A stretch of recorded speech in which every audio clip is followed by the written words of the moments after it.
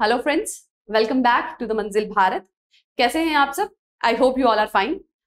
आज हम डिस्कस करने वाले हैं MCQs on a topic transport and communication. इसका पार्ट 1 अपलोड हो चुका है। This will be the part 2। कुछ रिमेनिंग क्वेश्चंस आज हम डिस्कस करेंगे। अराउंड 35 क्वेश्चंस हमने वीडियो 1 में डिस्कस किए थे। जिन्होंने वो नहीं देखा है वो जाके हमारे यूट्यूब चैनल पे उस वीडियो लेक्चर को देख सकते हैं। रिमेनिंग क्वेश्चंस आज हम डिस्कस करेंगे और इसके साथ आपका जो ये टॉपिक है वो कंप्लीट हो जाएगा। इसे डिटेल में पढ़ने से बेहतर है कि अगर हम इसको एमसीक्यूज की तरह सॉल्व करके उससे रिलेटेड जो कंसेप्ट है उसे डिस्कस करें। It is more important. I think it is better, क्योंकि उससे जो है रिटेनिंग भी ज्यादा रहती है और आपको एक आइडिया भी लग जाता है कि क्वेश्चन किस हिसाब से पूछा जाएगा, है ना। सो दैट्स वाई मैं ये जो टॉपिक है आपके लिए एमसीक्यूज की फॉर्म में ही लेके आए। ठीक है। So without before moving further, आप लोगों के लिए रिमाइंडर कि जो बच्चे भी जेकेपीएसआई या कांस्टेबल की प्रिपरेशन कर रहे हैं वो हमारा कोर्स परचेज कर सकते हैं, जो कि आपको हमारी ऐप पे मिल जाएगा। ऐप का लिंक आपको डिस्क्रिप्शन बॉक्स में भी मिल जाएगा, या फिर आप हमारे प्ले स्टोर से जाके भी उसे डाउनलोड कर सकते हैं। ठीक है, तो चलिए स्टार्ट करते हैं आज का सेशन। तो जो पहला क्वेश्चन है वो है largest international airport in India passenger wise. तो आपको बताना है भारत देश का सबसे बड़ा इंटरनेशनल एयरपोर्ट, लेकिन किस हिसाब से? पैसेंजर के हिसाब से, एरिया वाइज नहीं पूछ रहे हैं। तो आप इसे गलत नहीं करेंगे। क्वेश्चन को बड़े ध्यान से पढ़ना है। ये जो एमसीक्यूज को सॉल्व करने का रीजन होता है ना, वो यही होता है कि आप इसे प्रैक्टिस करें कि किस तरह से हर वर्ड को बहुत ध्यान से पढ़ना है। क्योंकि अगर एक भी वर्ड आप स्किप करते हैं तो आप क्वेश्चन को गलत मार्क कर देंगे। जैसे मैं आपको यहां बताने वाली, यहां क्या पूछ रहे हैं? Passenger wise. अगर आप पैसेंजर वाइज को इग्नोर कर देते हैं और बस यहीं तक क्वेश्चन पढ़ते हैं और आंसर्स में आ जाते हैं, ठीक है। Indira Gandhi international airport, Rajiv Gandhi international airport, Chennai international airport and Lal Bahadur Shastri airport. अब पैसेंजर वाइज की बात करते हैं तो करेक्ट आंसर होगा Indira Gandhi international airport. But जब हम एरिया वाइज करते हैं कि कितने एरिया पे वो फैला हुआ है, then the correct answer will be Rajiv Gandhi airport, जो कि हैदराबाद में। ठीक है, देखिए दोनों आंसर अलग है। आप मार्क करके आ जाएंगे और फिर बोलेंगे कि मेरा गलत कैसे हो गया, क्योंकि भाई क्वेश्चन आपने सही नहीं पढ़ा। वहां पैसेंजर वाइज पूछ रहे हैं। तो हमारे देश में पैसेंजर वाइज जो सबसे बड़ा एयरपोर्ट है that is Indira Gandhi international airport, और वर्ल्ड में इसका रैंक जो है, वर्ल्ड में इसका रैंक आ जाता है 10th। ठीक है, वर्ल्ड में it is 10th। Lal Bahadur Shastri airport की बात करें तो ये कहां पर है? It is in the Varanasi. ठीक है, चलिए next question, where was India's first airport located? Bharat देश का पहला एयरपोर्ट कहां पे बना? आफ्टर इंडिपेंडेंस नहीं पूछ रहे, जनरल में पूछ रहे पहला एयरपोर्ट कहां बना। मद्रास, दिल्ली, कलकत्ता, बॉम्बे। सो करेक्ट आंसर इज बॉम्बे। ठीक है, बॉम्बे कहा जाता था पहले, अब मुंबई हो गया। तो बॉम्बे में बना हमारा पहला एयरपोर्ट, जो नाम से जाना जाता था जुहू एरोड्रोम। ठीक है, बना कब था? 1928 में, और ये एक्ट करता था as a base of operation for Tata airlines, जिसको लेटर ऑन टेक ओवर कर लिया एयर इंडिया ने। ठीक है, चलिए Pakyong airport is located in. पूछ रहे हैं पैक्योंग एयरपोर्ट कहां पर है। पैक्योंग एयरपोर्ट की बात करें तो ये नॉर्थ ईस्टर्न इंडिया का पहला ग्रीनफील्ड एयरपोर्ट है। ग्रीनफील्ड एयरपोर्ट क्या होता है? ग्रीनफील्ड, ब्राउनफील्ड आपने न्यूज में अक्सर सुना होगा। ग्रीनफील्ड का मतलब है कि जब किसी इंफ्रास्ट्रक्चर को फ्रॉम स्क्रैच बनाया जाता है, कि वहां कुछ भी नहीं बना हुआ है, जीरो से उसे कंस्ट्रक्ट किया जा रहा है, और जिन भी मटेरियल्स का यूज किया जा रहा है वो इको फ्रेंडली है। और ब्राउनफील्ड का मतलब होता है जहां पे ऑलरेडी कुछ इंफ्रास्ट्रक्चर है, या तो उसे रेनोवेट करें या मॉडिफाई कर रहे हैं। नॉर्थ ईस्टर्न का पहला ग्रीनफील्ड एयरपोर्ट है पैक्योंग एयरपोर्ट, और वो कहां है? सिक्किम, अरुणाचल प्रदेश, असम या नागालैंड। इट इज इन सिक्किम। ठीक है, सो करेक्ट आंसर हो जाता है ऑप्शन ए, सिक्किम। नेक्स्ट पूछ रहे हैं which waterway in India is known as waterway of peninsular India. Waterways की बात करें तो हमने पहले भी डिस्कस किया था, अराउंड 111 अनाउंस हुए थे वाटरवेज, जो कि हेल्प करेंगे विद इन इंडिया ट्रेड में या ट्रांसपोर्ट में। एज वी ऑल नो कि पानी के थ्रू जो ट्रेड किया जाता है या ट्रांसपोर्ट किया जाता है वो चीपर भी है, लेस पॉल्यूटेड भी है, लेस एक्सपेंसिव भी है। ठीक है, तो with in India intra trade के लिए, इंट्रा ट्रांसपोर्ट के लिए रिवर्स का इस्तेमाल किया जाता है, उस पर वाटरवेज बनाए जा रहे हैं ट्रांसपोर्ट के लिए, ट्रेड के लिए।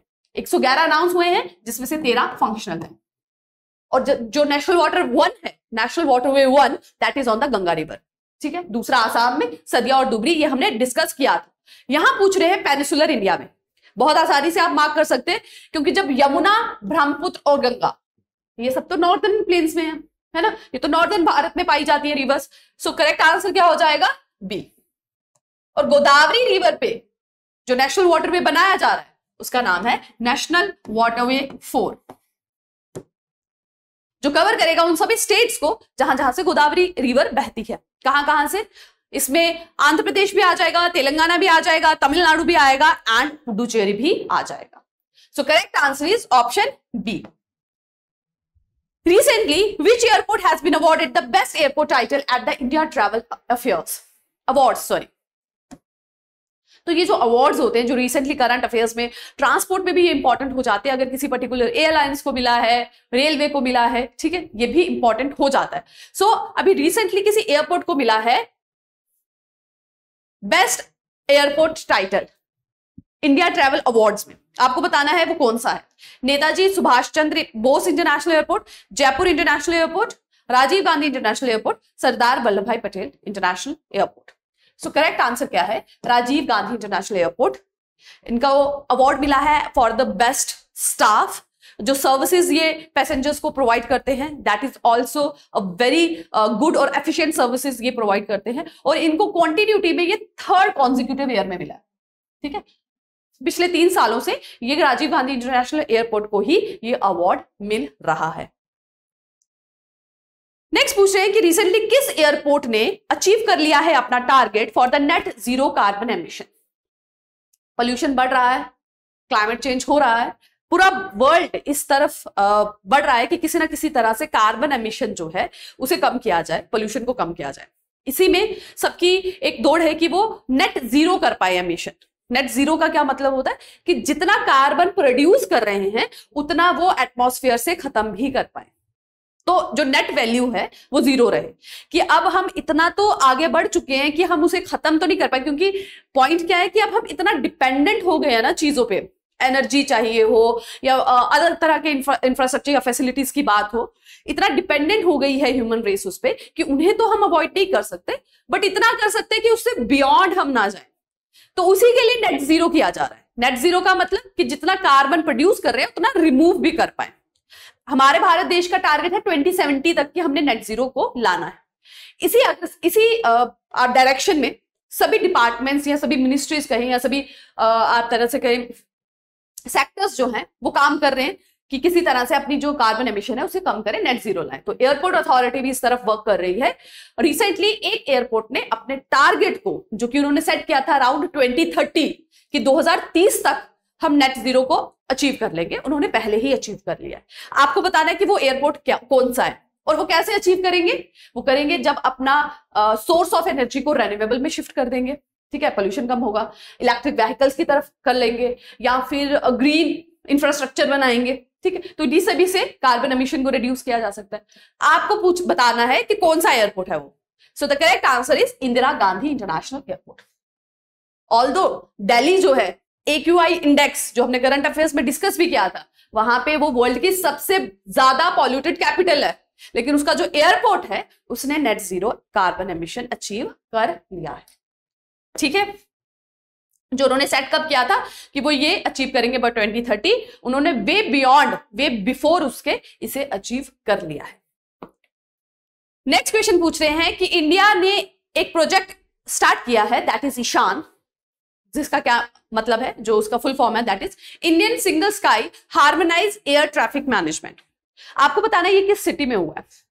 जिस तरह से रोड पे ट्रैफिक होता है उसको मैनेज करने के लिए ट्रैफिक लाइट्स होते हैं, ट्रैफिक पुलिस होती है, उसी तरह से एयर में भी बहुत ट्रैफिक है, क्योंकि इंट्रा एयरलाइंस भी बहुत जा रही हैं, इंटरनेशनल एयरलाइंस भी जो होती है वो हमारी एयर स्पेस को यूज करती है। तो उनका ट्रैफिक कंट्रोल करने के लिए हमारे देश में भी 3 से 4 जो है वो सेंटर्स थे, मैनेजमेंट्स थे। अब उनको एक सिंगल सेंटर में कन्वर्ट किया गया है ताकि जो एयर ट्रैफिक है उसे हार्मोनाइज किया जा सके। अब आपको बताना है वो किस सिटी में हो रहा है। इंदौर मध्य प्रदेश, वाराणसी उत्तर प्रदेश, नागपुर महाराष्ट्र या Jaipur Rajasthan. So the correct answer is Indore Madhya Pradesh. नहीं सॉरी इंदौर मध्य प्रदेश नहीं, Nagpur. The correct answer is Nagpur. Indore नहीं है, नागपुर है, ठीक है। नागपुर महाराष्ट्र में बनाया गया है single sky harmonised air traffic management, ठीक है। चलिए नेक्स्ट क्वेश्चन है रेल बंधु इज। इस तरह से क्वेश्चन पूछे जाते हैं अक्सर एग्जाम्स में कि कोई एक टर्म दे दी जाती है और ऑप्शंस में आपको फाइंड करना होता है कि वो किस से रिलेटेड है। अब ऐसी टर्म्स में आप गेस वर्क नहीं कर सकते। या तो अगर आपने वो करंट अफेयर्स में आप टच में रहे हैं, आपने पढ़ा है, तो आप आइडेंटिफाई कर पाएंगे, अदरवाइज नहीं। क्योंकि जब आप ये ऑप्शंस पढ़ेंगे ना, ये ऑप्शंस बहुत रिलेटेड है। ठीक है, आप देखिए, रेल बंधु से ये तो समझ में आ रहा है कि रेल है यानी कि ट्रेन से रिलेटेड है। बंधु है मतलब समथिंग विच हेल्प अस, है ना। बंधु कौन होते हैं? हिंदी में बंधुओं को कहा जाता है जो आपके सगे संबंधी या फ्रेंड्स आप कह लें, उनको कहा जाता है, तो जो हेल्प करें आपकी सॉर्ट ऑफ। अब आप ऑप्शंस को देखिए, क्या कह रहा है? वेबसाइट है क्या रेल डिवीजन की? अगर आपने नहीं पढ़ा तो आप कहेंगे हाँ, इट मे बी। नेक्स्ट क्या है? Medical officers. हाँ, हो सकता है मेडिकल इमरजेंसी में, अगर ट्रेन में कोई मेडिकल इमरजेंसी है उसमें हेल्प करने के लिए। Security guard in all air condition coaches, rail बंधु हो सकता है, क्योंकि वो भी तो हेल्प करने के लिए है। नेक्स्ट, अ मैगजीन अवेलेबल, ये भी हो सकता है। अब ऐसी कंडीशन में आप गेस वर्क नहीं कर सकते, है ना। आपको पता है तो पता है, नहीं तो नहीं मालूम। इसीलिए करंट अफेयर्स को पढ़ना, एमसीक्यूज को सॉल्व करना बहुत इंपॉर्टेंट हो जाता है। सो the correct answer is magazine.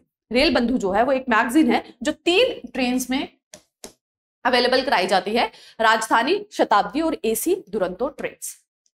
ठीक है, क्लियर है? चलिए,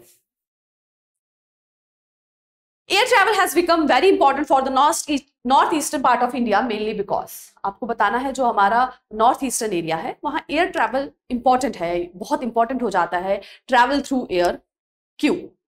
क्योंकि वो रीजन माउंटेनियस है, पर्वत पाए जाते हैं बहुत ज्यादा वहां, पॉपुलेशन डेंसिटी बहुत कम है, सरफेस ट्रांसपोर्ट जो है वो बांग्लादेश से होके आता है, एयर ट्रांसपोर्ट जो है वो चीपर है।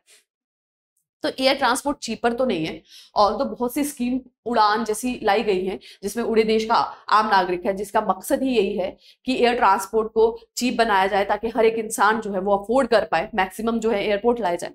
बट स्टिल जो है आप उसे चीपर नहीं कह सकते। अगर अभी बात की जाए कि सबसे चीप वे ऑफ ट्रांसपोर्ट, वो रेलवे को ही कंसिडर किया जाता है ना। चलिए, तो क्यों होता है एयर, लेकिन फिर भी नॉर्थ ईस्टर्न में एयर ट्रैवल क्यों इंपॉर्टेंट है? क्योंकि वहां का जो रीजन है ना वो माउंटेनियस है, वहां पे रेलवे ट्रैक को बनाना, हाईवेज को बनाना वो ज्यादा डिफिकल्ट है, डिफिकल्ट टेरेन है, माउंटेन्स बहुत ज्यादा हैं, और माउंटेन्स को जब आप काटते हैं, तोड़ते हैं, जैसा आप देखिए कि जम्मू एंड कश्मीर में जो भी हाईवेज वगैरह बन रहे हैं वहां देखिए उससे क्या होता है, उससे कहीं ना कहीं इकोलॉजिकल डिस्टर्बेंस होता है। ठीक, सो एयर ट्रैवल जो है वो नॉर्थ ईस्टर्न में इंपॉर्टेंट हो जाता है because the reason is mountainous. Next पूछ रहे हैं, next question is HBJ pipeline transport. HBJ pipeline जो है वो क्या ट्रांसपोर्ट करती है? क्या वो क्रूड ऑयल ट्रांसपोर्ट करती है, क्या वो नेचुरल गैस करती है, क्या पेट्रोलियम या iron ore in slurry? So the correct answer is natural gas. इस पाइपलाइन को बनाया गया था नेचुरल गैस को ट्रांसपोर्ट करने के लिए to the fertiliser industries in the Uttar Pradesh. ठीक है, हजीरा और बी से जो है इसे एचबीजे भी कहा जाता है। ठीक है, बीजेपुर कभी प्रोनाउंस कर दिया जाता है और कभी विजयपुर। ठीक है, तो दोनों टर्म्स यूज की जाती हैं, हजीरा, विजयपुर, जगदीशपुर, या विजयपुर को विजयपुर भी कहा जाता है। ठीक है, कब बनाई गई थी ये बनाई गई थी फॉर 1986 में by GAIL to transport natural gas to the fertiliser plants in UP. Clear? चलिए, next is the last 3 digit of pin code represent. Pin code के जो लास्ट 3 डिजिट्स होते हैं वो क्या बताते हैं? जम्मू के पिन कोड की बात करें तो 18001 है, तो ये जो लास्ट के 3 डिजिट्स हैं वो क्या बताते हैं? आप देखिए, जम्मू में ही, जम्मू डिस्ट्रिक्ट का तो 0001 आ जाएगा। जम्मू में जो डिफरेंट एरियाज हैं, जैसे आप रिहाड़ी चले जाएं या गांधीनगर या त्रिकटानगर की बात करें, तो हर एक एरिया का पिन कोड भी अलग हो जाता है ना। कहीं पर इट इज 4 हो जाएगा, कहीं पे ये हो जाएगा। तो आपको यही बताना है कि ये तीनों चीजें क्या बता रही हैं।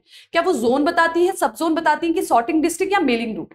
अब आप बात करें कि ये जो बाकी रीजन है वो एक ही डिस्ट्रिक्ट के अंदर है ना। जम्मू डिस्ट्रिक्ट का 001 आ जाता है। अब जम्मू डिस्ट्रिक्ट में जो अलग अलग एरियाज हैं उसमें आ जाता है 4, 5, 2, 3। तो लास्ट के 3 नंबर क्या बता रहे हैं? Sorting district.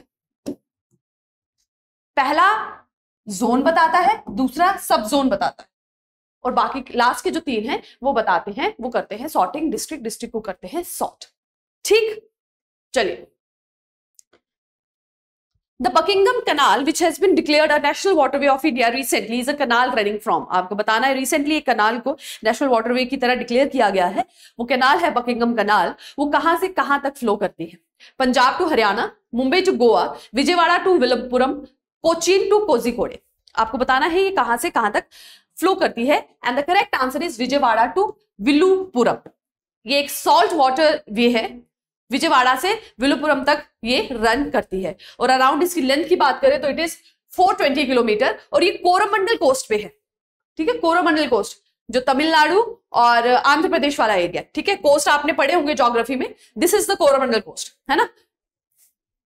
ईस्टर्न घाट में और वेस्टर्न घाट में ये कोंकण आ जाता है, और केरला के पास जो कोस्ट होता है that is called Malabar coast.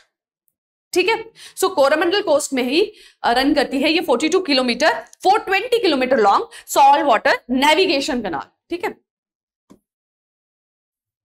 Clear? चलिए, और ये जो विजयवाड़ा डिस्ट्रिक्ट है that is in Andhra Pradesh, और विलुपुरम इज इन तमिलनाडु। चलिए, next question, where is the old and over 2 kilometre long Pamban railway bridge which attracts tourist from all over the country is located? ठीक है, Pamban railway bridge आपको बताना है ये कहां लोकेटेड है? नीलगिरीज में, कृष्णा डेल्टा में, पाक स्टेट में, या मलाबार कोस्ट में? सो करेक्ट आंसर इज पाक स्टेट। स्टेट की बात करें तो ये एक छोटी वाटर बॉडी होती है जो दो बड़ी लार्ज वाटर बॉडीज को ज्वाइन करती है। ठीक है, स्टेट उसे कहते हैं। तो पाक स्टेट इंडिया और श्रीलंका के बीच में लाई करता है, और पाक स्टेट पे ही पंबन रेलवे ब्रिज है जहां पे बहुत सारे टूरिस्ट अट्रैक्ट होते हैं। ठीक है, सो ठीक है, तो Pamban railway bridge is on the पाक स्ट्रेट। चलिए, next is the southern most port is located इन। आपको बताना है भारत देश का जो सबसे सदर्न, सबसे नीचे जो साउथ मोस्ट में पोर्ट लोकेटेड है वो कहां पर है? आंध्र प्रदेश, तमिलनाडु, तेलंगाना की केरला? सो the correct answer is that is in the Kerala. Question number 15. The Veer Savarkar Airport is located in Mumbai, Chennai, Delhi, Andaman and Nicobar. Veer Savarkar airport कहां पर लोकेटेड है? So that is in the Andaman Nicobar, port Blair में। Port Blair का जो airport है ना उसका नाम रखा गया है वीर सावरकर। मुंबई की बात करें तो मुंबई में छत्रपति शिवाजी, क्योंकि मराठा शिवाजी, ठीक है, शिवाजी मराठा से रिलेटेड है और मुंबई में मराठास पाए जाते हैं, तो छत्रपति शिवाजी। चेन्नई की बात करें तो okay, this is Chennai. Okay, Chennai में चेन्नई इंटरनेशनल एयरपोर्ट, और दिल्ली में we all know that is Indira Gandhi international airport. ठीक है, चलिए, wheels and axles for railway are produced in. Wheels and axle, railway के जो व्हील्स होते हैं और एक्सल्स होते हैं वो कहां पे प्रोड्यूस किए जाते हैं, किस पार्ट में प्रोड्यूस किए जाते हैं? ठीक है, आपको बताना है wheels and axle of railways are produced in. Wheels and axles for railways are produced in Bengaluru, Chennai, Varanasi, nowhere in India. So the correct answer is in the Bengaluru, option A. So इसका सही answer हो जाएगा option A. Which city is the headquarter of 2 railway zones in India? Which city is the headquarter of 2 railway zones in India? Hooghly, new Delhi, Mumbai और जबलपुर। तो 2 railway Jones का जो headquarter है वो एक जगह पे पाया जाता है, दैट इज मुंबई, जो सेंट्रल रेलवे जोन का भी हेडक्वार्टर है, और साथ ही वो हेडक्वार्टर है वेस्टर्न रेलवे जोन का। ठीक है, सेंट्रल और वेस्टर्न रेलवे जोन, इन दोनों का हेडक्वार्टर जो है वो पाया जाता है मुंबई में। ठीक है, चलिए, where is the headquarter of the airport authority of India located? Where is the headquarters of the Airport Authority of India located? New Delhi, Lucknow, Hyderabad, Mumbai. Correct answer is option A, New Delhi. Question number 19. Which country released the Sustainable Green Airports Mission? India, Sri Lanka, Bangladesh or New Zealand? So airport authority of India जो है उसी ने launch किया है sustainable green airport mission को, ताकि जो environmental impact है एयरपोर्ट ऑपरेशन का उसे कम किया जा सके। ठीक है, जैसे रेन्यूएबल एनर्जी को यूज करना, ग्रीन ट्रांसप्लांटेशन को लगाना। तो एयरपोर्ट अथॉरिटी ऑफ इंडिया का ही ये मिशन है, sustainable green airport mission. So the correct answer is option India. मकसद क्या है कि जो कार्बन एमिशन है, जो भी एयरपोर्ट में, जो भी एयरवेज में जो एक्टिविटीज होती हैं उसकी वजह से उसे कम करना। रेन्यूएबल सोर्स को यूज करो, ग्रीन इंफ्रास्ट्रक्चर को यूज करो। ठीक है, इस तरह से सस्टेनेबल ग्रीन एयरपोर्ट मिशन को जो है वो लॉन्च किया गया है। Question number 20, that is I think the last question. Yes, it is the last question. So, what is the name of helicopter support service to remote areas? ठीक है, जो रिमोट एरियाज हैं, जो फार फ्लंग एरियाज होते हैं, वहां पे उनके हेल्प के लिए, हेल्थ के लिए या कोई इमरजेंसी सर्विसेज हो जाए उसके लिए हेलीकॉप्टर सर्विस चलाई गई है। उसका क्या नाम है? वायुदूत लिमिटेड, पवन हंस लिमिटेड, एयर इंडिया या वितारा। हेलीकॉप्टर सर्विसेज आपको बतानी है कौन सी हैं। So the correct answer is Pawan Hans limited. Pawan Hans limited जो कि 1985 में स्टार्ट की गई थी, उसका मकसद है सपोर्ट सर्विसेज देना हिल स्टेशन में, रिमोट एरियाज में। ठीक है, correct answer is option B. So Air India और इंडियन एयरलाइंस जो आप आई थिंक मर्ज हो चुकी हैं। एयर इंडिया की बात करें तो ये इंटरनेशनल फ्लाइट्स को जो है डील करती थी, इंटरनेशनल फ्लाइट्स में, और इंडियन एयरलाइंस की बात करें तो that is toward the national flights. ठीक है, अब ये मर्ज हो चुकी हैं, बट पहले ये अलग अलग, दोनों का जो वर्क एरिया आप कह सकते हैं वो अलग था। एयर इंडिया जो था वो इंटरनेशनल फ्लाइट से डील करता था और इंडियन एयरलाइंस जो है वो नेशनल। ठीक है, लास्ट वीडियो लेक्चर जो हमने किया था जिसमें हमने सभी 35 क्वेश्चंस डिस्कस किए थे, उसमें मैक्सिमम बच्चों को डाउट था अबाउट रेलवे जोन्स। बच्चों को ये डाउट था कि 18 रेलवे जोन्स हैं, but there are 19 railway zones. MCQs discuss करने का मकसद ही यही है कि ताकि वो जो आपके डाउट्स है ना वो क्लियर हो सके। ठीक है, आप ताकि एग्जाम में वो गलत ना करें। तो there are not 18 railway zones, there are total 19 railway zones including our metro railway zones. ठीक है, यहां पे सबका नाम है, आप उन्हें काउंट कर सकते हैं। ठीक है, कोलकाता मेट्रो रेलवे जो है वो 19th जोन होता है। तो ये सबके नाम हैं, आप इन्हें एक बार देख सकते हैं जिन्हें भी डाउट है कि टोटल रेलवे जोन्स जो है वो 19 हैं। ठीक है, इसके साथ जो 13 मेजर पोर्ट है हमारे वो भी यहां पे लिखे हैं। जो टोटल 13 मेजर पोर्ट्स है, ऐसे छोटे सब्सिडरी पोर्ट्स तो बहुत ज्यादा है हमारे देश में, बट मेजर जहां से क्वेश्चंस डिराइव होते हैं mostly, these are 13 major ports. और वो सब है, सबसे पहले आ जाता है आपका गुजरात में कांडला पोर्ट।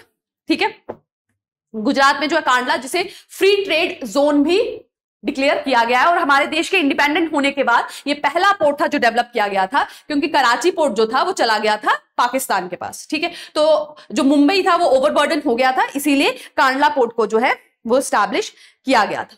ठीक है, नेक्स्ट आता है मुंबई एयरपोर्ट, मुंबई पोर्ट। ठीक है, जो कि बिजिएस्ट पोर्ट भी माना जाता है। नेक्स्ट इज गोवा, जिसका जो पोर्ट है उसका नाम है मार्मुगोआ पोर्ट। ठीक है, मार्मुगोआ port.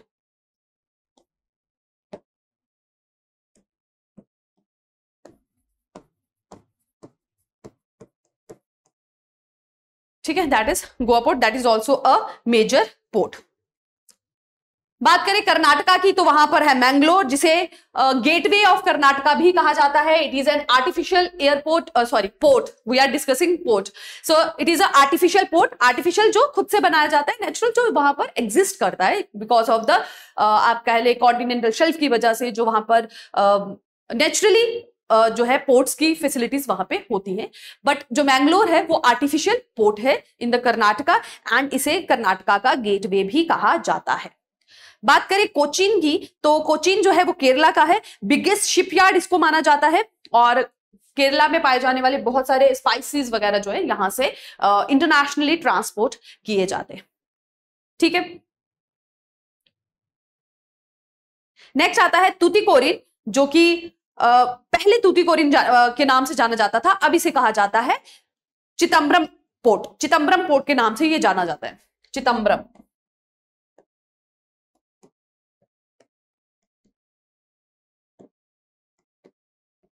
This is also a artificial port, Tamil Nadu में पाया जाता है। पहले ये तूतीकोरिन के नाम से जाना जाता था, अब इसे जाना जाता है by the name of VO Chidambaram. ठीक है, आर्टिफिशियल डीप सी हार्बर है, ये आर्टिफिशियल है एंड डीप सी है, डेप्थ में डीप सी हार्बर भी इसकी। ये जो सब पॉइंट्स मैं आपको बता रही हूं पोर्ट से रिलेटेड, इन्हीं में से इक्वेशंस डिराइव होते हैं। मोस्टली इक्वेशन 13 मेजर पोर्ट से ही पूछे जाते हैं, और जो इनके स्पेसिफिक फीचर्स हैं, स्पेशल फीचर्स हैं, उन्हीं से ये इक्वेशंस जो है डिराइव होते हैं। ठीक है, चलिए नेक्स्ट है चेन्नई, जो कि मद्रास का पोर्ट है। It is largest port in the bay of Bengal and it is also a artificial port. ठीक है, तो बे ऑफ बंगाल यहां पर है, तो बे ऑफ बंगाल का ये लार्जेस्ट पोर्ट है, बे ऑफ बंगाल में ये लार्जेस्ट पोर्ट है। ठीक है, बात करें विशाखापट्टनम की, तो it is a deepest land locked port, deepest है और साथ में land locked, again it is a artificial. ठीक है, विशाखापट्टनम डीपेस्ट लैंडलॉक पोर्ट, और सेकंड लार्जेस्ट है in terms of cargo handling, कि कितना सामान वहां से ट्रेड होता है उस टर्म्स में अगर देखा जाए तो it is a second largest. ठीक है, चलिए पारादीप की बात करें, तो पारादीप जो है वो ओडिशा में लोकेटेड है, और यहां से जो जापान वगैरह जो हमारे कंट्रीज है, फ्रेंडली रिलेशंस हैं जिनके साथ, वहां पे सामान जो है वो ट्रांसपोर्ट किया जाता है। हल्दिया की बात करें तो ये रिवराइन पोर्ट है कोलकाता का। ठीक है, हल्दिया जो है that is a riverine port of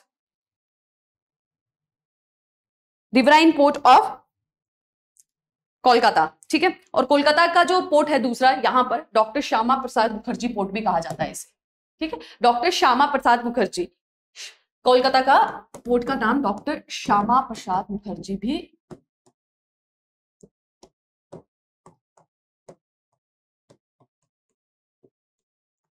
clear, और Haldia is a riverine port जो कि रिवर पे मिलता है।